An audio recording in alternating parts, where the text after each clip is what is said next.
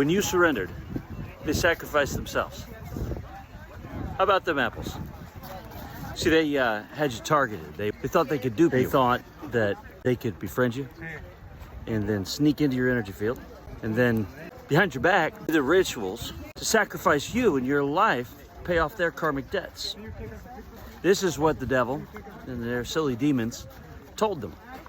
The funny thing is, those demons knew it was never going to happen. You were just bait for God, right? God was rounding them up, and the devil was excited because it knew it was going to be able to feast on their souls when they were unable to pay up.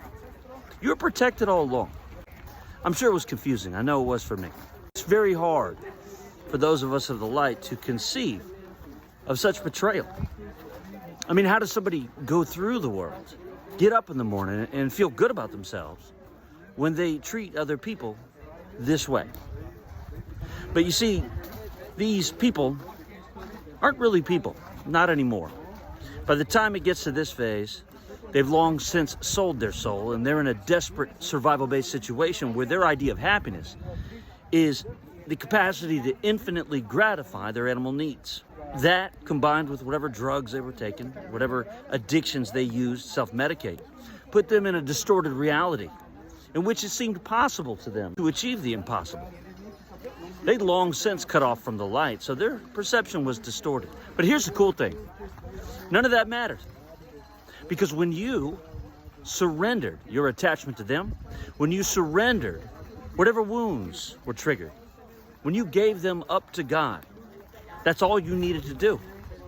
You see, because it was that trauma bond, it was that unwillingness to face or see these buried wounds that you probably didn't even know were there, that was how they got bonded to you. That was the devil's pull on you.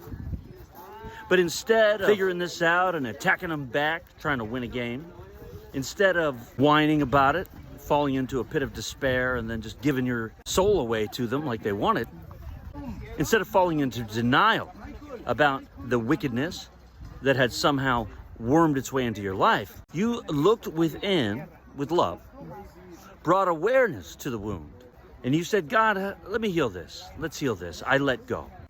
Take this from me, and you tell me what to do. I surrender. And that simple act of looking inward, even if you had no idea what was going on, that simple act of surrender gave God permission to deliver their karma and set you free and lift you to your proper station. You see, you're destined for greatness. God's blessings for you are without limit. You have no limitations. You never did. But this world trained you because it saw your light. It trained you to believe otherwise. It trained you to believe you had to jump through hoops. It trained you to believe that you had to sacrifice yourself in order to get by. But that was never true. And so thank God for these wicked scoundrels. Because trying to sacrifice you and you getting wise was the path for you to recognize that you never had to sacrifice a damn thing. You surrendered. You set yourself free. And what happened was God delivered justice.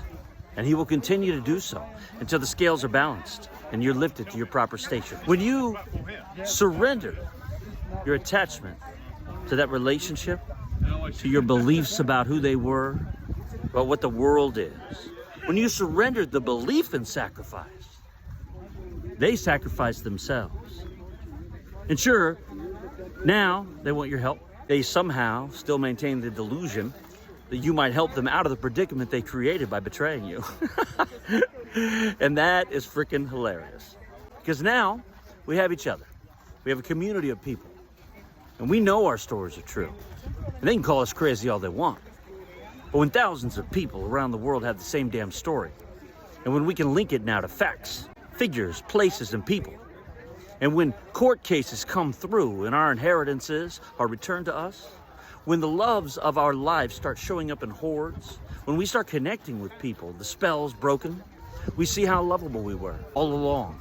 And we see that we were never the problem at all. And then we surrender even the belief that we need to seek for love or money, status, or anything in order to survive.